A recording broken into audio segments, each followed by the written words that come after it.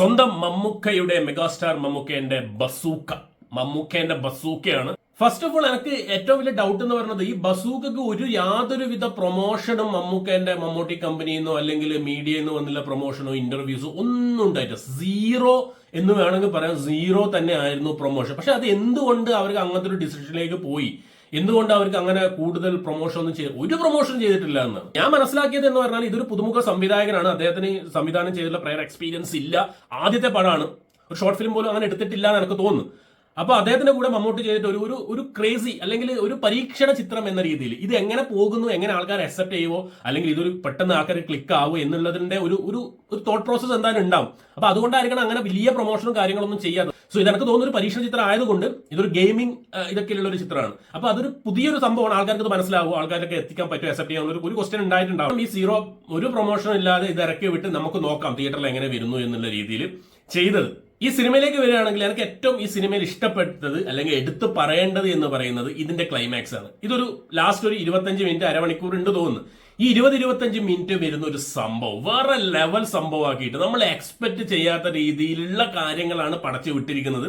അത് ആ ഒരു സാധനം സാധനമായിരുന്നു. ഭയങ്കര ശരിക്കും പറഞ്ഞാല് നമ്മുടെ ഉദ്ദേശം ഇത് എങ്ങനെ എന്തുവാടി എന്നുള്ളൊരു ഫീലായിരുന്നു. അത്രയ്ക്ക് ഗംഭീരമായിട്ടുള്ള ഒരു ക്ലൈമാക്സ്. അതായത് സിനിമക്ക് വേണ്ടത് ഒരു ക്ലൈമാക്സ് ആണ്.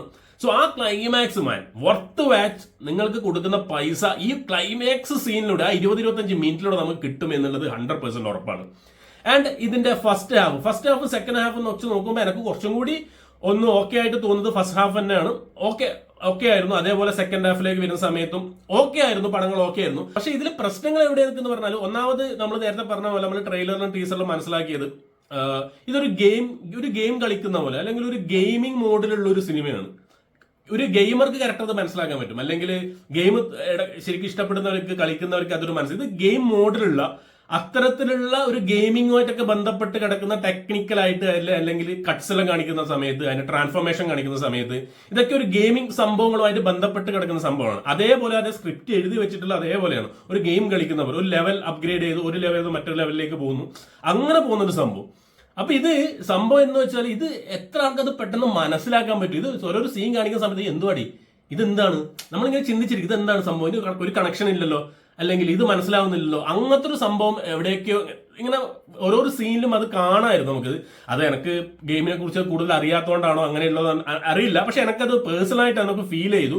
ആൻഡ് ഒബ്വിയസ്ലി ലാഗ് ഉണ്ടോ ചോദിച്ചാൽ ചില സീനുകളിലും ഫസ്റ്റ് ഹാഫിലും സെക്കൻഡ് ഹാഫിലൊക്കെ ലാഗ് തോന്നിപ്പിക്കുന്നുണ്ട്. അപ്പൊ ഇത് സ്ക്രിപ്റ്റിന്റെ പോരായ്മയാണോ സംവിധായകന്റെ പോരായ്മയാണോ ചോദിച്ചാൽ ഞാൻ പറയും മേ ബി സ്ക്രിപ്റ്റഡ്. എനിക്ക് തോന്നി ഇതുവരെ മലയാള സിനിമയിൽ ആരും പ്രയോഗിക്കാത്ത അല്ല ആരും എടുക്കാൻ ധൈര്യമില്ലാത്ത ഒരു സംഭവമാണ് സ്ക്രിപ്റ്റിലൂടെ കൊടുത്തത് ഈ ഗെയിമിംഗ് സംഭവങ്ങൾ വെച്ചിട്ട്.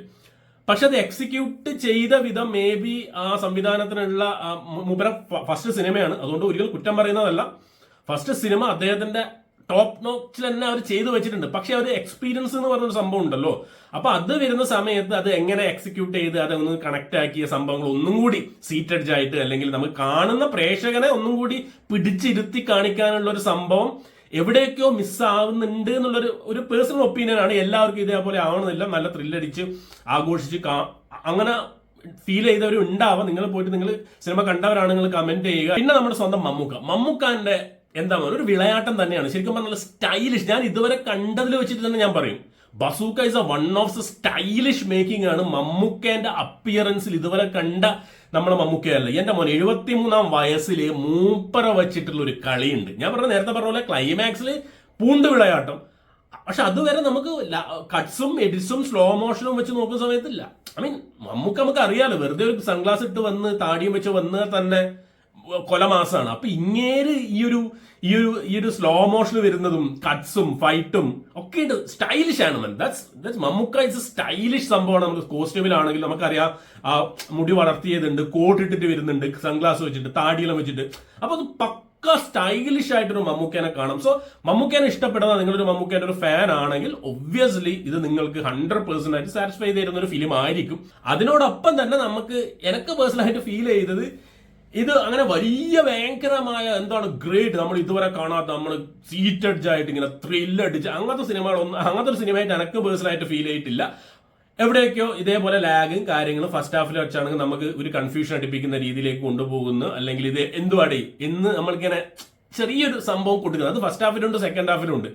ഒക്കെ ഇതിന്റെ ഒക്കെ ഒരു ബാലൻസ് എന്ന് പറയുന്നത് ക്ലൈമാക്സ് കാണുമ്പോൾ കിട്ടുമ്പോഴാണ്. ഐ മീൻ ഇത്ര അതുവരെ ഉണ്ടായ കുറച്ച് കാര്യങ്ങളും ആ നെഗും ലാഗും ഒക്കെ ഒന്ന് മാറ്റി പിടിക്കുന്നത് അവസാനത്തെ 20-25 മിനിറ്റ്. സോ എനിക്ക് തോന്നി ക്ലൈമാക്സും കൂടി ഒരു ആവറേജ് ക്ലൈമാക്സ് ആയിരുന്നുവെങ്കിൽ മേ ബി ഇത് വേറെ ലെവലിലേക്ക് പടം മാറട്ടെ. പക്ഷെ ക്ലൈമാക്സ് ആ ടോപ്പ് നോച്ചിൽ കയറ്റി വെച്ചത് എന്തായാലും ഈ പടത്തിന് ഗുണം ചെയ്യും. ആൻഡ് കാമിയോ ഒക്കെ ഉണ്ട്. കാമിയോ എന്താണ് ഏതാണെന്നൊന്നും ഞാൻ പറയുന്നില്ല, അത് നിങ്ങൾ പോയി തിയേറ്ററിൽ പോയിട്ട് കണ്ട് മനസ്സിലാക്കുക. Okay day.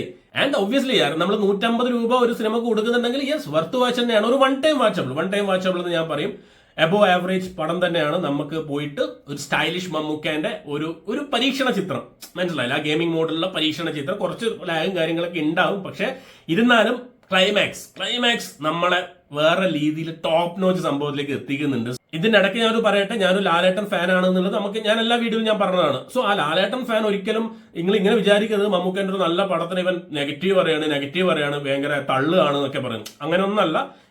ഒരു പ്രേക്ഷകൻ എന്ന നിലയിൽ എനിക്ക് എന്താണോ അനുഭവപ്പെട്ടത് ആ രീതിയിൽ തന്നെയാണ് ഞാൻ പറഞ്ഞത്. സോ ഞാൻ ഈ പറഞ്ഞ കാര്യങ്ങൾ പോസിറ്റീവും ഉണ്ട് നെഗറ്റീവും ഉണ്ട്, ആകുമ്പോൾ രണ്ടും മിക്സ് ആയിട്ടുള്ള ഒരു സംഭവമാണ് എനിക്ക് കിട്ടിയത്. ആൻഡ് ഫൈനലി ഞാൻ പറയട്ടെ, ഈ ബസൂക്ക എന്ന സിനിമയിൽ ലാലേട്ടനാണ്, മമ്മൂക്കക്ക് പകരം ലാലേട്ടനാണ് ഇന്ന് ഈ സിനിമയിൽ അഭിനയിച്ചിരുന്നുണ്ടെങ്കിൽ ഈ സിനിമയുടെ നെഗറ്റീവ് എന്ന് പറയുന്നത് വേറെ ലെവലിലേക്ക് പോയിട്ട്. ബിക്കോസ് ആളുകൾ നെഗറ്റീവ് ഓളികൾ സോഷ്യൽ മീഡിയയിൽ കമന്റ് ഇട്ട് അവസാനം വല്ല മലൈക്കോട്ടെ വാലിവനോ അല്ലെങ്കിൽ ഒടിയനോ ഒക്കെ ആക്കി തീരട്ടി. ബിക്കോസ് അത് അങ്ങനെയാണ് മയിൽക്കാരുടെ മൈൻഡ്സ്. അത് എന്തുകൊണ്ടാണ് എനിക്ക് അറിയുന്നില്ല. Let's see. നല്ല ഫിലിമാണ്. നിങ്ങൾ പോയിട്ട് ഇനി നിങ്ങൾ ബസൂക്ക പോയിട്ട് കാണുക. എന്റെ പെർസെപ്ഷൻ ഞാൻ പറഞ്ഞു കഴിഞ്ഞു, എന്റെ അഭിപ്രായം ഞാൻ പറഞ്ഞു. നിങ്ങളുടെ അഭിപ്രായങ്ങൾ താഴെ രേഖപ്പെടുത്തുക. കണ്ടവരാണെങ്കിൽ different opinion, different people. So thank you so much guys.